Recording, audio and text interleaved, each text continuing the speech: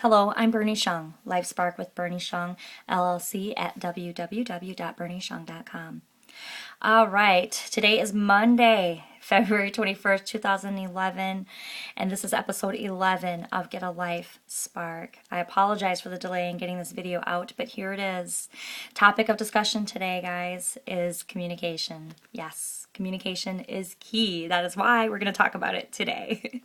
Anyway, I have been talking to a ton of you, my clients, my friends, my family members, and we've been talking about the underlying issue behind most of the problems that arise in relationships, be it in our life, career, or an intimate relationship we have with another. And so the observation I've made is communication is almost always the problem in all of those situations. So what I really wanted to do was devote this time to share with you some of the resources and tips and tools that I have learned over the years to help me hone my communication skills and to help me gain a certain level of clarity so that I can be a better communicator and interact better with people, not only for my life coaching profession, but to just deal and work with people, since that's what I do on a regular basis, and I have such a huge passion for that. So here goes. So there are lots of different things, obviously, that we need to consider when we talk about how to improve our communication. Number one, it always has to do with how we feel about ourselves, how we view our self-worth, and how we really go out into the world and convey our message about our brand, our personal brand. We as a human being, what do we think about ourselves? What things do we say about ourselves? How do we conduct ourselves through our actions, words, and behavior? And so there's an amazing book I'm about to introduce to you in just a second here that will help you to gain more clarity about that and to really teach you about personal freedom. The second book will be a very pragmatic book that will help you to improve your communication with others by helping you to identify conversational styles. And so that one's really interesting because you learn a lot about how you converse, how others converse, and then how you can blend your conversational style with that of others so that you can get what you want. All right, so book number 1 by Don Miguel Ruiz. It's The Four Agreements. This is an amazing book. I call this my Bible because I refer to it quite a bit. I incorporate these concepts into my life every single day. Now, I try my best to always incorporate these concepts into my life, but if I fall off, I get right back on. So don't be so tough on yourself if for some reason you pick up the book, you read about this, you try to incorporate it, and you find yourself falling flat on your face right away. It happened to me. I got right back on, and now it's really improving my life and has improved my life quite a bit.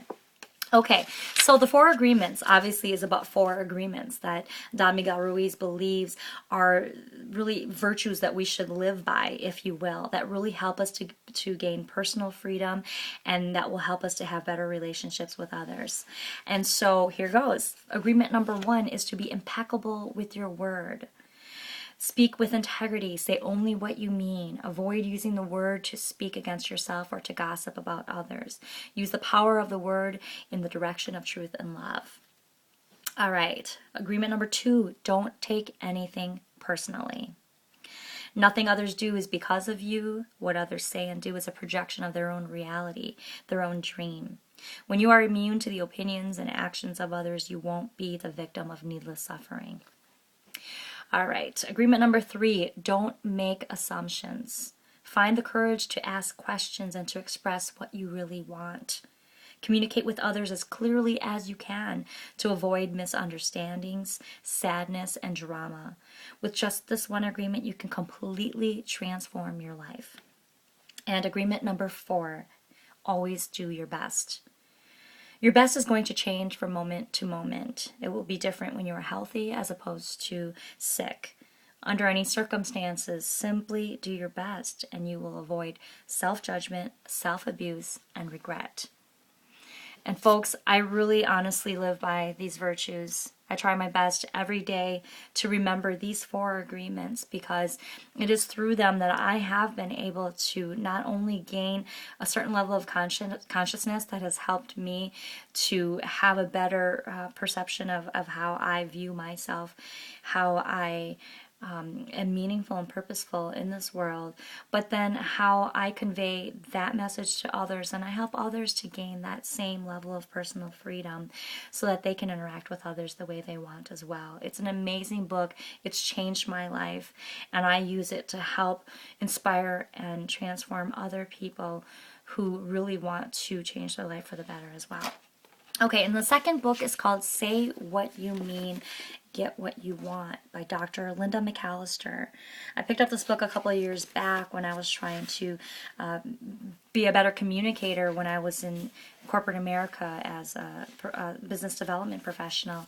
And I found myself sometimes using weasel words or phrases that didn't serve me well when I was trying to convey myself in a very confident and competent manner. And so I used this book to really help me to have better conversations with my bosses, with my clients, with my peers, and so on. It was more for professional reasons, but I found that when I started incorporating some of these tools into my own life, talking to my friends and talking to my family members, that it really helped me, in all facets of my life.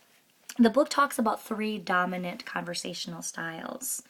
One being a noble. It's somebody who converses very directly, very succinctly, wants to get to the point. And then we've got the second conversational style, who's a Socratic. It's somebody who's very verbose and likes to talk out their thought process as they speak. They use talking out the process as building rapport with the other person.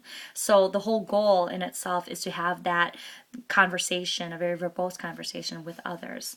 And then the third style then is a reflective. It's somebody who's pretty good at listening and really needs to take in the information, take some time to process it, and then doesn't really have feedback or anything immediate to say. They come back to you later with their response because their whole goal in the conversation is to obviously do what's best and make you happy and please you. So conversational style number 1 is somebody who is results oriented, got to get it done. The second conversational style is somebody who uses conversing with another person as the whole goal in having the conversation at all.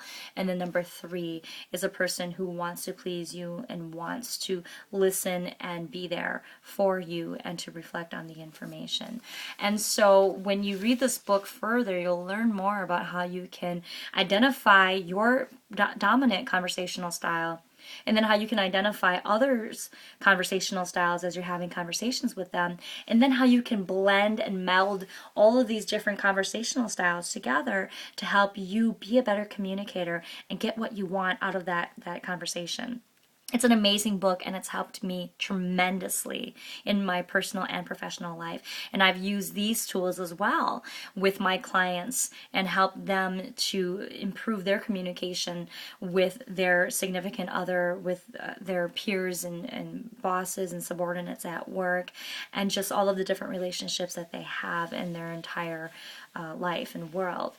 And so 2 amazing books that I believe that if you get started on either of these at this point in time, they'll really help you to accelerate your growth process in terms of how you view yourself and how you can interact with others more effectively, as well as how you can communicate more effectively with others, be it for personal or professional reasons. I recently had a client ask me, how do you speak so eloquently and say things in such a great way that I wish I could do that, but when I say it, it comes out harsh or it comes out wrong.